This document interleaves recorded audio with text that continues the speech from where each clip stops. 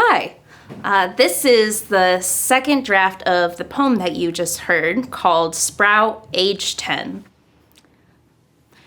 If I could have any superpower, I would have to choose friendship. And I could really use that power, right now. I don't think I can count the girls at my new school as friends. Sure, we went trick-or-treating together one time, but does it count if my mom called another girl's mom to ask if I could come? When my mom dropped me off in the suburb they all live in, Melina, Michaela, and Brittany were all dressed up as matching Bratz dolls. I was Tinkerbell. But I think my costume was the most convincing because I felt so tiny. They acted like I wasn't even there, like I was a secret hidden magic, just like a real fairy. One time, I told my mom that I knew for certain that Kylie Knight was my best friend. I knew it because she would only bully me when Bree, the ringleader of the Cool Girl Club, was close enough to hear. Sometimes I even got to be in the club, like when they needed a bodyguard. I was their invisible force field, blocking shots from their playground enemies with my sweet karate kicks. But whenever the threat disappeared, they kicked me out the door. There was no need for me or my super strength anymore. I thought being the most super friend was going invisible whenever your friends said so.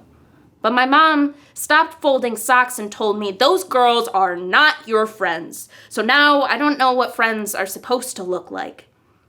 I bet friendship is knowing where you'll sit every day at lunch. And you know the other kids sitting there want you there because you can read their minds.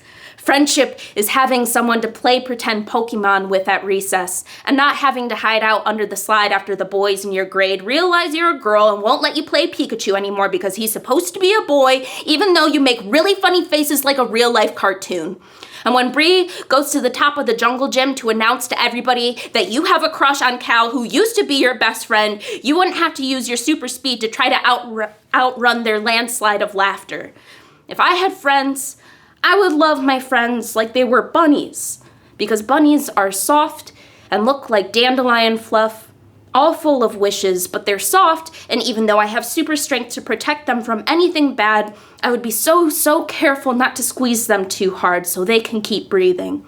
People know me as the playground therapist, because one time or two or three times I fixed Kelsey Colick and Ian Madigan's relationship over the course of lunch. So that got me thinking my words are band-aids. Like maybe I have healing powers. Like if I suck out all the venom from their wounds, people will like me. Excuse my language, but it just sucks, you know? Because I think if someone let me be their friend, I would be a super friend. If I were a friend, my shoulders would catch all my friends' tears. It'd look like I've got sinking rowboats on either side of my ears. See, when you're the best of friends, or so I hear, you can't tell where one friend ends and the other begins.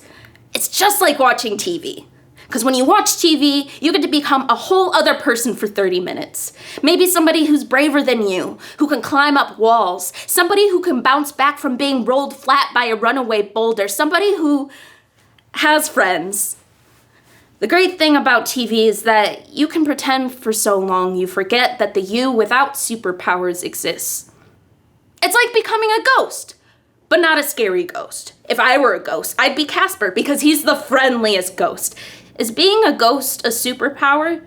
If it is, that is what I choose as my superpower. If you let me be your friend, nobody would have to know I was there, floating over your shoulder, and I would always be there because what else are ghosts supposed to do? Except wait for their very best friend to finally see them. Thank you.